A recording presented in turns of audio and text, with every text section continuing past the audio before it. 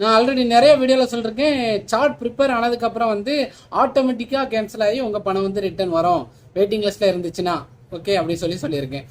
Confirm ஆகாத பட்சத்தில் waiting லிஸ்ட்டில் இருக்கும் பட்சத்தில் ஆட்டோமேட்டிக்காக கேன்சல் ஆகி உங்கள் பணம் ரிட்டர்ன் வரும் அப்படி சொல்லியிருக்கேன். நிறைய பேர் கேட்டாங்க ஆட்டோமேட்டிக்காக தான் கேன்சல் ஆகுமா, அதுக்கு முன்னாடி நம்ம வந்து கேன்சல் பண்ணிட்டு சீக்கிரத்தில் பணத்தை வந்து நம்ம பேங்க் அக்கௌண்ட்டுக்கு வர மாதிரி செய்ய முடியாது அப்படின்னு சொல்லியிருக்காங்க. கண்டிப்பாக வந்து இதை நான் உங்களுக்கு வந்து ப்ரூஃபோட வந்து காமிக்கிறேன்.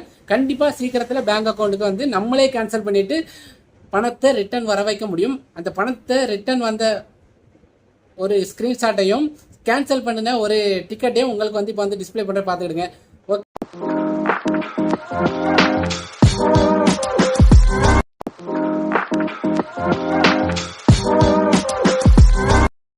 இந்த ப்ரூஃபை பார்த்துருப்பீங்கன்னு நினைக்கிறேன்.